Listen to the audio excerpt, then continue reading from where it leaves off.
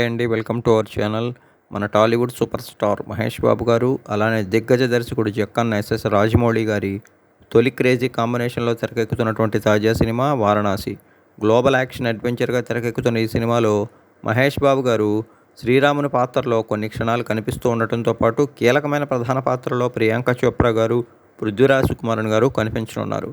అలానే పలువురు హాలీవుడ్ నటులు కూడా ముఖ్య పాత్రలు చేయనున్నట్టు తెలుస్తోంది. ఇప్పటికే దానికి సంబంధించి ప్రముఖ హాలీవుడ్ సంస్థ సిఏఏతో దర్శకధీరుడు ఎస్ఎస్ రాజమౌళి ఒప్పందం చేసుకున్నట్టు తెలుస్తోంది. దాదాపుగా ప్రపంచవ్యాప్తంగా 120కి పైగా దేశాల్లో ఈ సినిమా అయితే విడుదల కానుంది.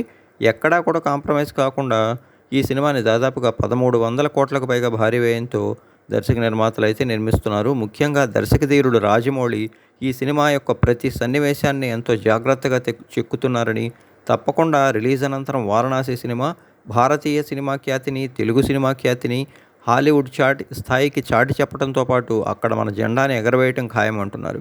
ముఖ్యంగా ఆర్ఆర్ఆర్తో ఆ సినిమాలోని నాటు నాటు సాంగ్కి మనకి ఆస్కార్ అవార్డు అయితే లభించింది. అంతకు మించి మరిన్ని గ్లోబల్ అవార్డ్స్తో పాటు రికార్డ్స్ కూడా కొల్లగొట్టేలా జక్కన్న, మహేష్ బాబు అండ్ టీం అయితే దీనికోసం కసరత్తులు చేస్తున్నారట.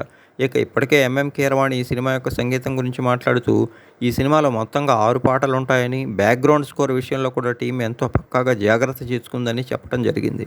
మొత్తంగా వారణాసి సినిమాని ఎక్కడా కూడా కాంప్రమైజ్ కాకుండా ప్రతి ఒక్కరూ కూడా ఎంతో కష్టపడి పనిచేస్తున్నారట. దాదాపు 1300 కోట్లకు పైగా భారీ వ్యయంతో తెరకెక్కుతున్న ఈ సినిమా యొక్క విజువల్ ఎఫెక్ట్స్ అయితే అవతార్ సినిమా రేంజ్లో ఉంటాయని, ఒక రకంగా దీన్ని భారతీయ అవతార్గా చెప్పుకోవచ్చు అని అంటున్నారు.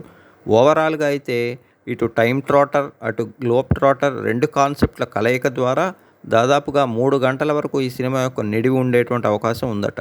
మొత్తంగా వారణాసి సినిమా మన భారతీయ సినీ ఖ్యాతిని ఒక్కసారిగా హాలీవుడ్ స్థాయికి తీసుకెళ్లటం ఖాయమని దీన్ని బట్టి మనకు గట్టిగా అర్థమవుతుంది.